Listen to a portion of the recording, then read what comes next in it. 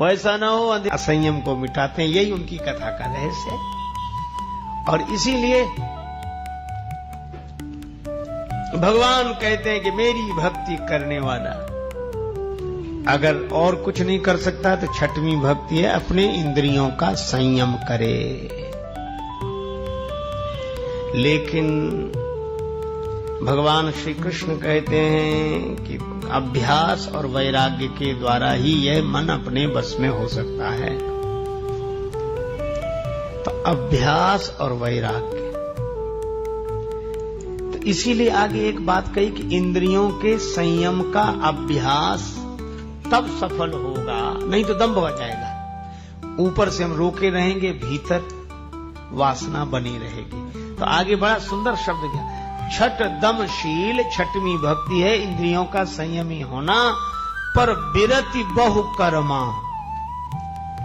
बहुत तरह के कर्मों से वैराग्य हो। कर्म से वैराग्य की बात कही क्यों? क्योंकि कामना ही कर्म की जननी है, और जिसका अंतःकरण वैराग्य से भरा हुआ है वह ज्यादा झंझट में पड़ेगा ही नहीं। जिसे कुछ चाहिए ही नहीं वह काहे को तो आराम से पड़ा।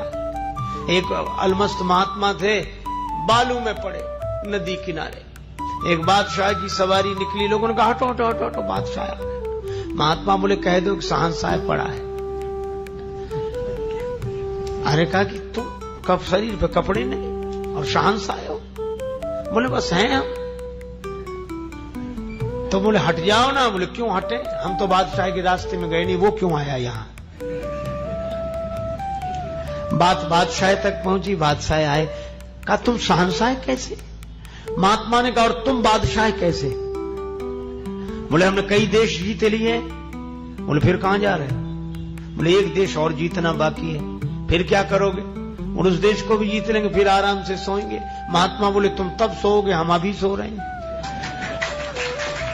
तुम तब सोओगे, हम अभी सो रहे हैं। और एक बात और है, क्या?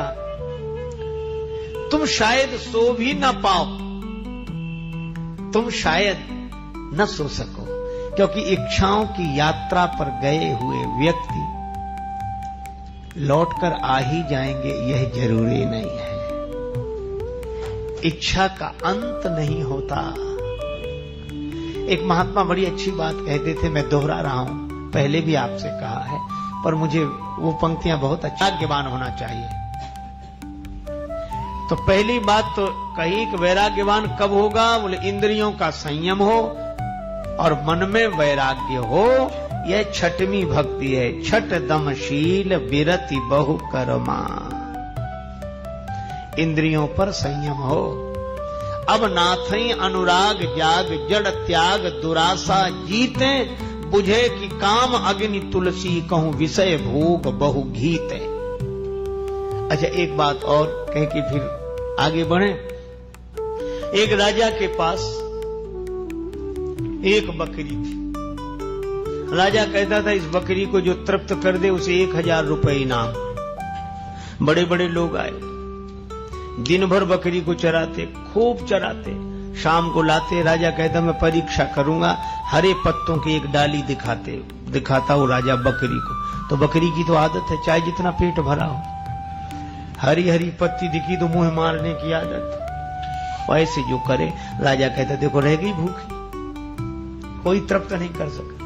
एक महात्मा किसी के यहां ठहरे हुए तो उन्हें पता लगा, बोले सवेरे मैं जाऊंगा। राजा ने बड़ा स्वागत किया। महाराज आप कैसे? बोले आपकी बकरी को तृप्त करने। बोले आप काहे को झंझट में पड़े हो?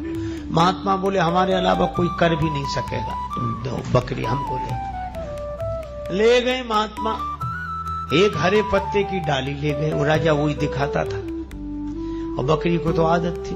साथ में एक छड़ी ले गए, डंडा, और दिन भर अभ्यास कराया। ऐसे पत्ते की डाली दिखाते, बकरी उधर मुंह मारती तो एक डंडा, फिर इधर करे वो तो उधर से दूसरा डंडा। दिन भर अभ्यास कराया। बेचारी का पेट तो पिचक गया, मुंह फूल गया पिटते पिटते। शाम को ले आए, राजा साहब आपकी बकरी तृप्त है। राजा ने जो बकरी की हालत देखी, बोली बोले आप परीक्षा कर लो। और जैसे ही हरे पत्ते की डाली राजा ने दिखाई, महात्मा सामने ही खड़े थे डंडा लिए, दिन भर का अभ्यास। अब राजा वो दिखावे तो उधर मुंह कर ले, उधर मुंह कर ले। बोले इनाम मिले। राजा ने कहा कि इनाम तो मिलेगी, पर किया क्या? अरे बोले इसको दिन भर चराते तो भी तृप्त नहीं होती, इस हरी पत्ती से इसको हटाना था, इसके लिए इसका उपयोग किया। यह कहानी है, कोई घटना घटी हो ऐसी बात नहीं। परमात्मा ही राजा है और उसके पास ये बकरियां हैं, ये 5-5 बकरियां हैं।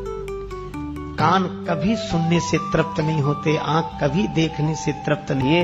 यह बात अलग है कि हम जिस नाव में बैठे हैं पार उसी से होंगे, पर दूसरा भी जा रहा है तो उसकी भी नाव है, उसका विरोध नहीं है, पर हमारा यह मान। लेकिन एक और विचित्र था, भरत जी तो जा रहे हैं दीन भाव से पैदल,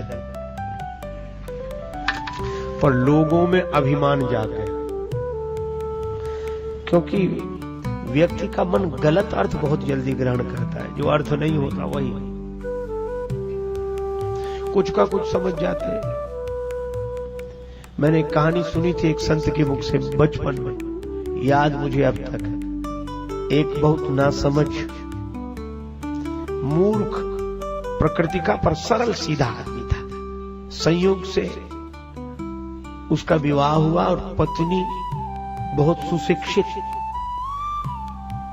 विदुषी थी, घर की मर्यादा रखने वाली, बात रखने वाली। लौट कर गई, उसने अपने सखियों के पूछने पर बताया कि बड़ा अच्छा परिवार है और जिनसे मेरा विवाह हुआ वे बड़े योग्य हैं, बहुत शिक्षित हैं।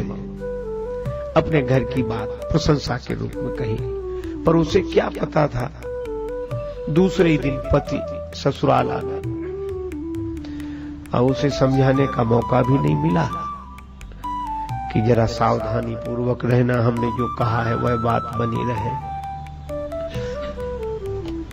भोजन बनाने वह स्वयं ही बैठी। गांव की परंपरा, चूल्हे पर रोटी बनाई जाती, पूड़ी बनाई।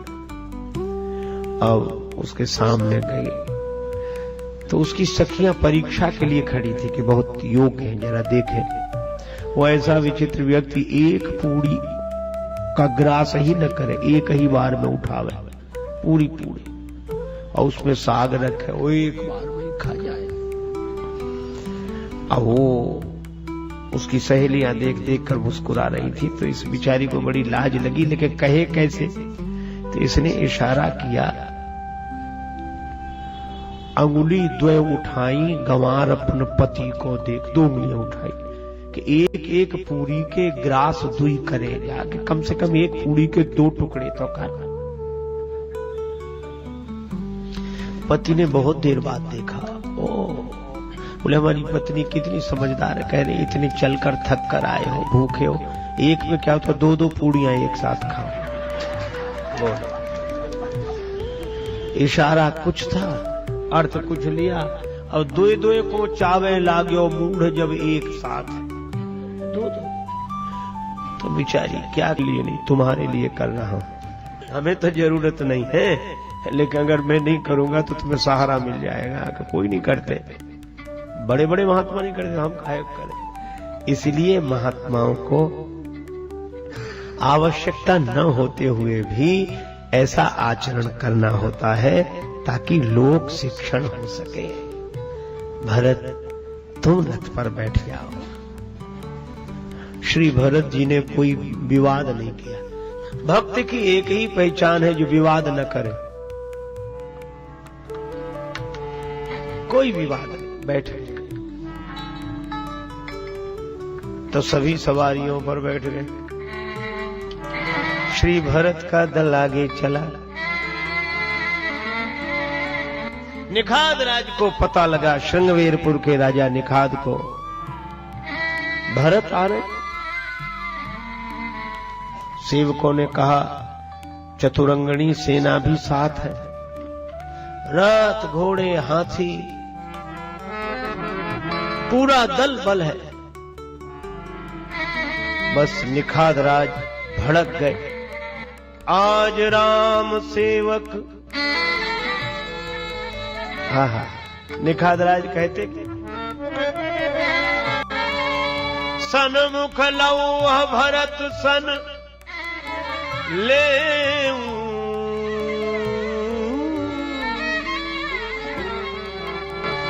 जियत न सुरसरी उतरन दे। आज मैं भरत से युद्ध करूंगा, जीते जी गंगा जी के इस पार नहीं होने दूंगा। राम जी को असहाय जानकर, वनवासी जानकर उनसे युद्ध करने जा रहे हैं, उन पर चढ़ाई करने जा रहे हैं। समर मरन पुनि सुर सरी तीरा, और मरूंगा तो युद्ध में वीर गति को प्राप्त होगा, और वो भी गंगा जी के किनारे। राम काज क्षण भंग शरीरा,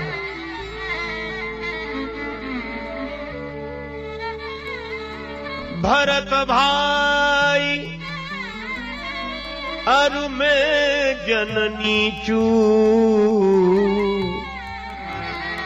भरत उनके भैया है, मैं तो राम जी का छोटा सा सेवक हूं। बड़े भाग अस पाई मीठू, भाई लाबहु धोख जनि आज काज बढ़मू।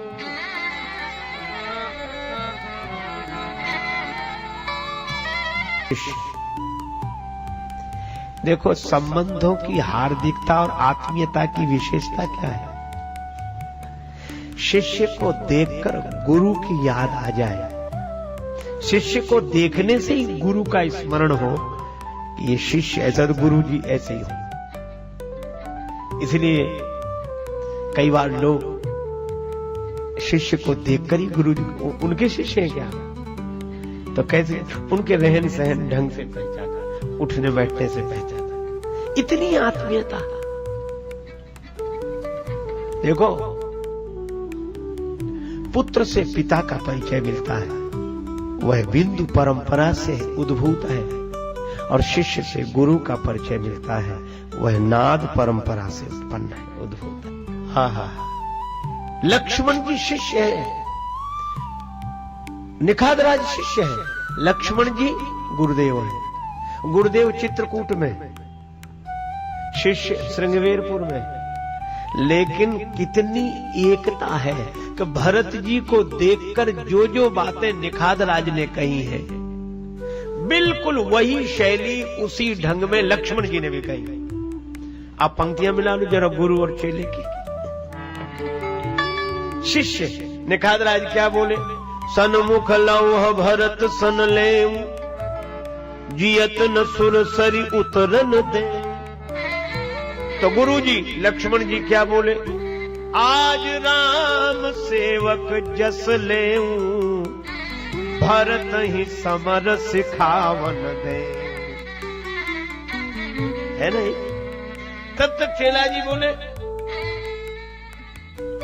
समर मरन पुनि सुर सरी तीरा, राम काज छन भंग शरीरा। तो गुरु जी क्या बोले? कहाँ लग सही रही मन मारे, नाथ साथ धनु हाथ हमारे। चेला जी क्या बोले भरत जी के लिए? जो पे जियन होती कुटिलाई, तो कतलीन संग कटकाई। अगर भरत जी में कुटिलता न होती तो ये सेना लेकर क्यों आते? ये निखादराज बोल। और लक्ष्मण जी क्या कह रहे? कुटिल कुबंधु कुअवसर ताकी, ज्ञान राम वनवास एकाकी। अजय के आधार पर ही तो बोलेंगे। ज्योतिषी अकड़ गए, बिल्कुल सही है, ग्रंथ कह रहा, शास्त्र कह रहा। पर एक वृद्ध ज्योतिषी ने कहा कि इनका निर्णय ठीक नहीं है। वो अनुभवी आदमी था। इसीलिए बूढ़ एक कहे सगुन विचारी। देखो, शास्त्र का जानकार होना बड़ी अच्छी बात है, पर उससे भी अधिक अच्छी बात यह है कि उसका अनुभवी होना, वयोवृद्ध होना, ज्ञान वृद्ध होना। श्री रामकृष्ण परमहंस कहते थे कि पंचांग सूचना देता है कि इतनी वर्षा होगी चौथे दिन, पर पूरे पंचांग को निचोड़ डालो, एक बूंद भी पानी उसमें से नहीं निकलेगा। और कोई कहे कि परमहंस जी ने कहा कि पानी बता रहा है तो इसमें तो पानी होना ही चाहिए, जब इसी में पानी नहीं तो पानी बता क्या रहा है। अच्छा चलो, पुराना उदाहरण हो गया, अब नई बात कहते हैं। रेलवे टाइम टेबल में सभी रेलगाड़ियां हैं और उसमें एक भी नहीं है, हो नहीं सकती। लेकिन उसमें हो नहीं सकती पर उसी में है, तभी तो पता लगता है। तो पढ़ना है उसमें और पाना है कहीं और। भाई यही है, सत्य का चेहरा शब्द के दर्पण में दिखाई देता है, पर सत्य शब्दातीत है। आप अपना चेहरा शीशे में देखते हैं, दिखता है शीशे में, पर जहां दिखता है वहां होता नहीं, जहां होता है वहां दिखता नहीं है। अब कोई शीशे में दिखने वाले चेहरे को ही सही मान ले और कहे कि हम समझ गए, तो समझ लो वो समझा ही नहीं है। शास्त्र कह तो रहा है कि बाईं ओर छींक होना शुभ है, पर उस अनुभवी आदमी ने बड़ी अच्छी बात कही, कहा कि हम भी शास्त्र की ही बात कह रहे हैं, पर शास्त्र को देखने का ढंग अलग अलग है। कहा कैसे?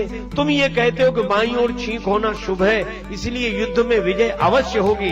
बूढ़े ने कहा कि जब बाईं ओर छींक होना शुभ है, तो यह क्यों सोचते हो कि युद्ध में विजय होगी? यह क्यों नहीं सोचते कि युद्ध ही नहीं होगा? देखो, बात तो दोनों ने शास्त्र की कही, बस यही अंतर है जोश का और होश का। सुन गुह कही कहे बूढ़ा,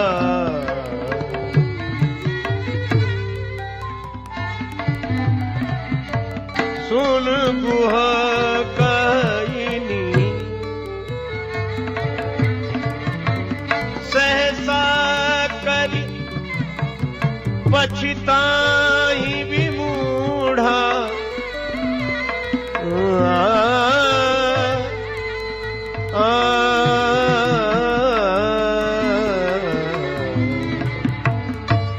सुन गुह काई नीक काई नीक काई। निखात राज ने कहा कि बूढ़ा आदमी ठीक बोल रहा है, अचानक कोई कार्य करके पछताना ही शेष रहता है, तो क्या करे? अच्छा एक काम करे, क्या? तैयारी तो कर रखो, लेकिन आक्रमण मत करना, युद्ध नहीं। मैं जब निर्णय दूं तब भेंट लेकर जाऊंगा, भेंट लेकर जाऊंगा, खाद्य सामग्री भोजन, उससे भाव का पता लगेगा। भोजन से भावना का पता लगता है कि व्यक्ति रजोगुणी है, कि व्यक्ति तमोगुणी है, कि व्यक्ति सतोगुणी है। जैसा खावे अन्न वैसा बने मन।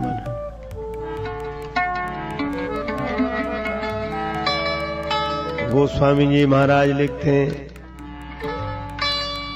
अस कही भेंट, अस कही भेंट, संजोवन लागे, अस कही भेंट,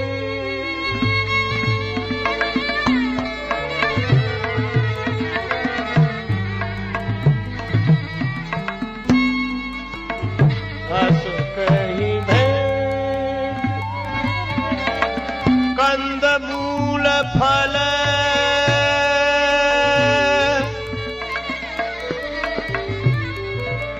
खग मृग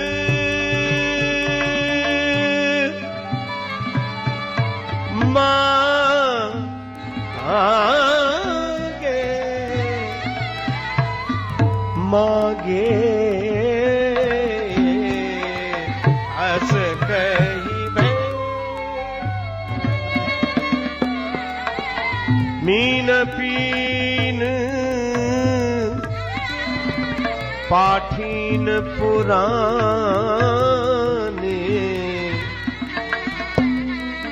भरे भरे भाव कहारन आने अस कही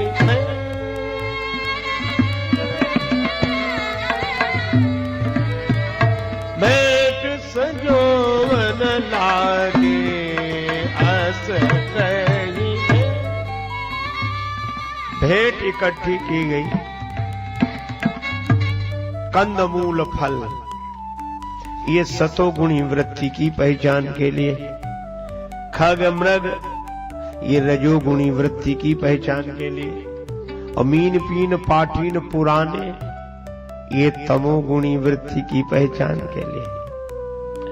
सतोगुणी व्यक्ति को कंदमूल फल सहज प्रिय, रजोगुणी राजाओं की प्रवृत्ति रही है शिकार की, खग मृग क्योंकि खग मृग चंचल, और कंदमूल फल सतोगुणी वृत्ति के परिचायक है। ये खग मृग चंचलता रजोगुण के, और तमोगुणी व्यक्ति महान आलसी, मछली के बोले इसमें उसे कुछ करना ही नहीं है, उसे तो पानी से बाहर करो अपने आप मर गए, और बासी पुरानी चाय जैसी मिले, तमोगुणी आलसी आदमी। एक बार एक राजा ने, आलसी कौन है, बोले इन्हें तो ये मुफ्त का अवसर मिल गया इसलिए ये भी आलसी, तो क्या करें, का घास फूस के झोपड़े आग लगवा दो। आलसी घरों में आग लगी, कौन रुके, कैसे ही आलसी वो आग लग गई, सब भाग गए। मंत्री देख रहा, लेकिन दो पड़े थे अभी, एक को चिलम पीने की आदत थी, दूसरे से बोला कि अब तो आग इसी में लग गई, उठकर चिलम जला ले, झोपड़े में ही आग लग गई। तो दूसरा भी गजब का था, बोले वहां तक कौन जाए, आग तो खुद यहीं चली आ रही है।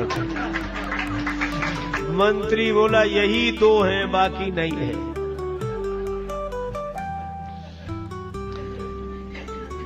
सब तरह की भेंट लेकर गए कि भरत जी की भावना सत्व प्रधान है, कि रजोगुण प्रधान है, कि तमोगुण प्रधान है, पर भरत जी ने भेंट नहीं देखी।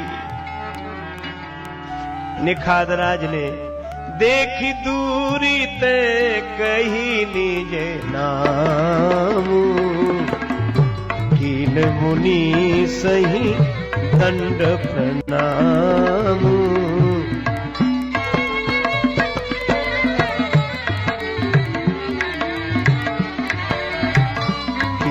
मुनि सही दंड प्रणाम।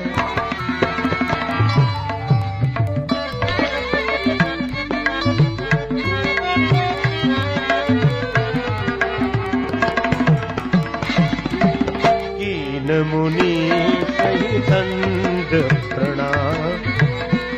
केवल एक बात कह के चर्चा को विराम। निखादराज ने प्रणाम किया, दूर से वशिष्ठ जी ने देखा, जान राम प्रिय दीन असीसा। भरत जी से पूछा कौन है, निखादराज का परिचय वशिष्ठ जी ने दिया, राम सखा। और जो राम सखा सुना तो भरत जी रथ से कूद गए। लक्ष्मण जी को जैसे देख लिया हो इसी भाव से करत दंडवत देखते भरत लीन उर लाए, मनहु लखन सन भेंट भई प्रीत न हृदय समाए। बाद में गुरुजी ने कहा कि ठीक नहीं किया तुमने, श्रृंगवीरपुर की छोटी सी रियासत का राजा निखाद और तुम अयोध्या के चक्रवर्ती सम्राट के वर्तमान पद पर प्रतिष्ठित हो और इतना बड़ा राजा कूद पड़े रथ से, यह क्या मर्यादा के अनुरूप है? भरत जी ने कहा, गुरुजी आपने यह नहीं कहा कि राम प्रेम पीयूष पूर होत जन्म न भरत को सिय राम।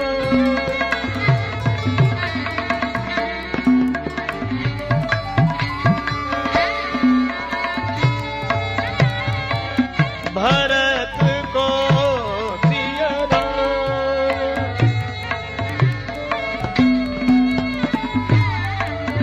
मुनि मन आगम यम नियम समदम विषम व्रत आचरत को सिय राम।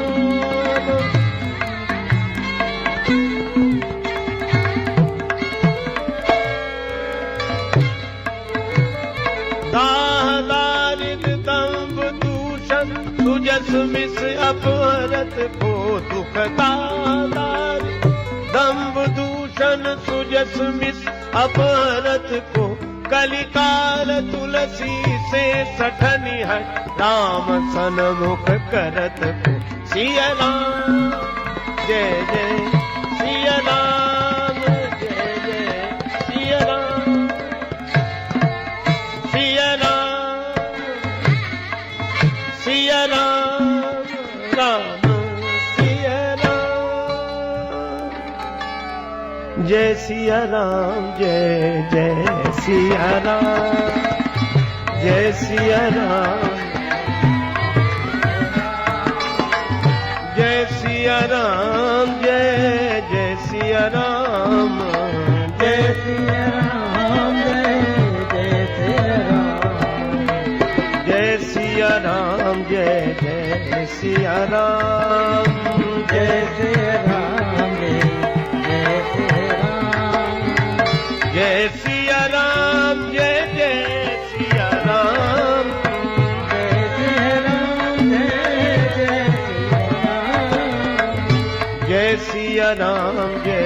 जय सिया राम।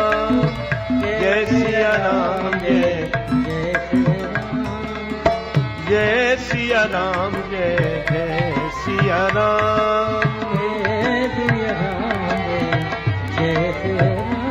जय जय सिया राम, जय जय सिया राम, जय जय सिया राम।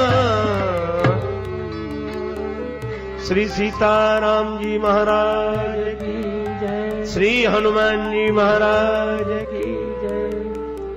श्री तुलसीदास जी महाराज की जय। सब संतन की जय, सब भक्तन की जय।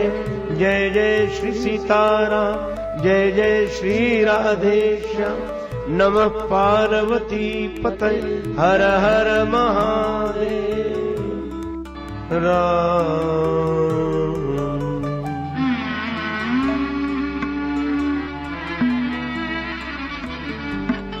जय सिया राम, जय जय सिया राम, जय सिया राम, जय सिया राम।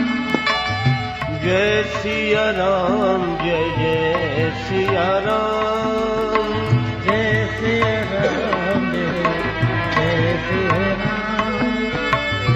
जय सिया राम, जय जय सिया राम, जय सिया राम, जय सिया राम। जय जय सिया राम, जय सिया राम, जय सिया राम। जय सिया राम, जय जय सिया राम, जय सिया राम, जय सिया राम।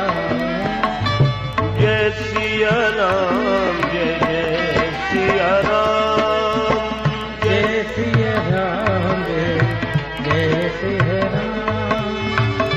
मंगल भवन अमंगल हारी मंगल मंगल हारी उमा सहित यही जपत पुरारी उमा सहित जपते पुरारी जय सिया राम जय जय सिया राम जय सिया राम जय सिया राम सुमिरि पवन सुत पावन नाम सुमिरि पवन सुत पावन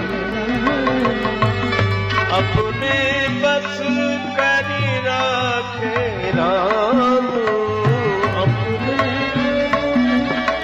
राखो राम जय सिया राम जय जय सिया राम जय सिया राम जय सिया राम जय जय सिया राम जय सिया राम जय सिया राम जय सिया राम जय जय सिया राम जय सिया राम अशरण शरण अशरण शरण दया के धाम शरण शरण दया के धाम मुझे भरोसा तेरा राम मुझे भरोसा तेरा नाम करुणा कर अपना लो राम करुणा कर मानो राम अपना दास बना लो राम अपना दास बना लो राम जय सिया राम जय जय सिया राम जय सिया राम जय सिया राम जय जय सिया राम जय सिया राम जय सिया राम जय जय सिया राम जय सिया राम जय सिया राम जय सिया राम जय जय सिया राम जय सिया राम जय सिया राम जय सिया राम जय जय सिया राम जय सिया राम जय सिया राम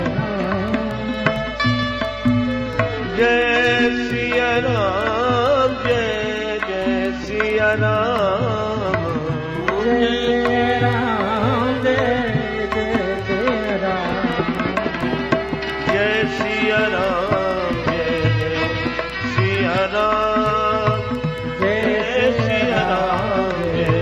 जय सिया राम जय सिया राम जय जय सिया राम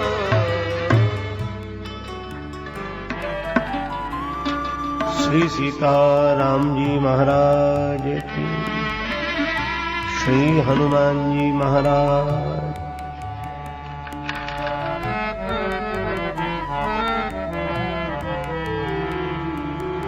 श्री तुलसीदास जी महाराज की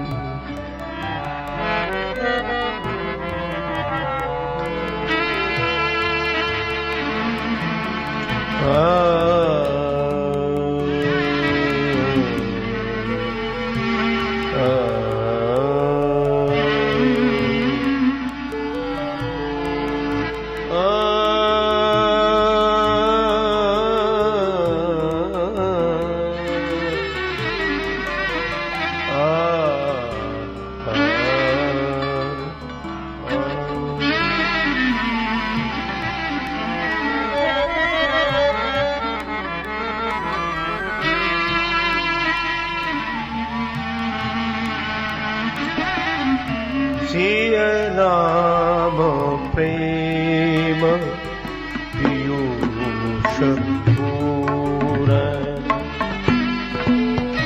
प्रेम पीयूष पूरन, होत जन्म न भरत को, सिय राम प्रेम पीयूष पूरन।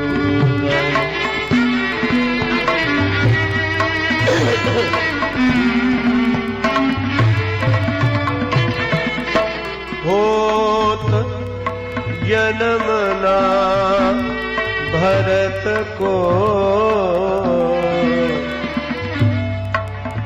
सिय राम प्रेम पीयूष पूरन।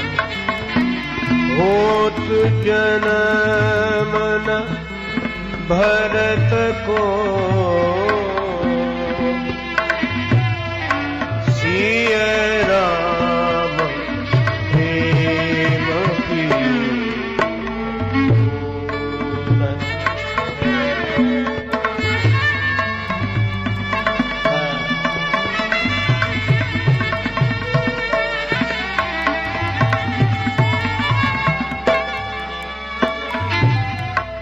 मुनि मन अगम जब नियम सम तम, विषम व्रत आचरत को, सिय राम प्रेम पीयूष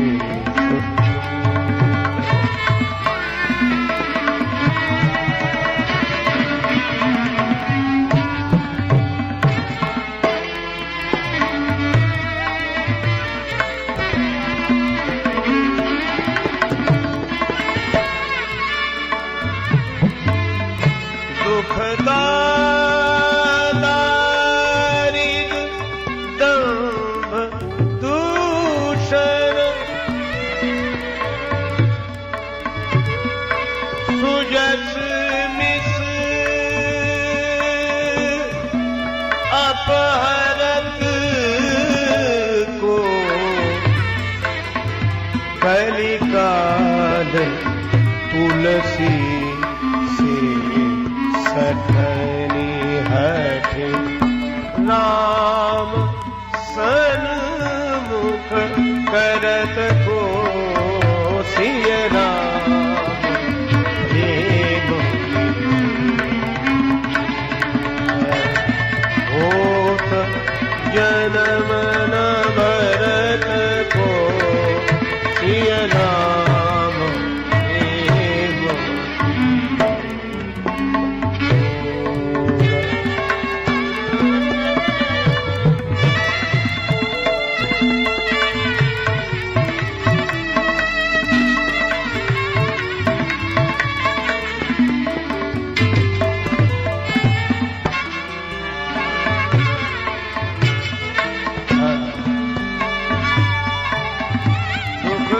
दुखदारिद दंभ दूषण, सुजस मिस अपहरत को, कलिकाल तुलसी से सठनी हठ, राम सन्मुख करत को, सिय राम जय जय सिय राम, जय जय सिय राम प्रेम पीयूष पूरन।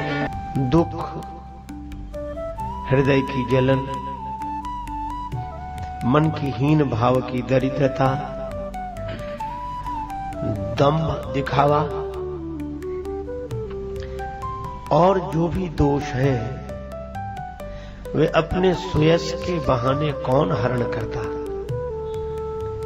श्री तुलसीदास जी कहते हैं कि इस कलिकाल में तुलसीदास ऐसे सठ को श्री राम जी के समक्ष ले जाकर कौन शरणागति कराता। ऐसे हैं श्री भरत, वे सबको भगवान से मिलाने वाले हैं। और यही कारण है कि श्री भरत जब अयोध्या से चित्रकूट श्री राम जी के दर्शन के लिए चले तो सभी उनके साथ चल पड़े। भरत चले चित्रकूट हो रामा, राम को मनाने। भरत चले चित्रकूट हो राम को मनाने। भरत चले चित्रकूट हो रामा, राम को मनाने।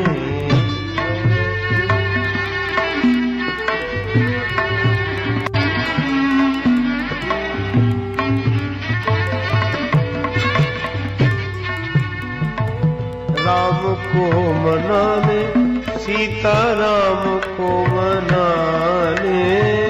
राम को मनाने,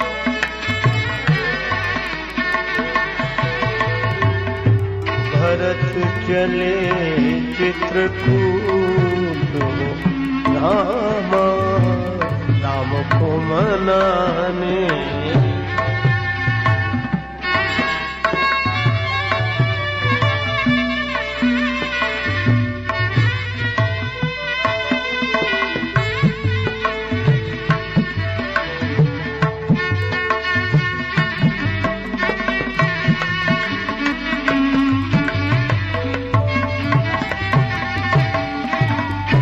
भरत सबको साथ लेकर जा रहे हैं, क्योंकि संत और भक्त की एक ही पहचान है, जो सर्वजन हिताय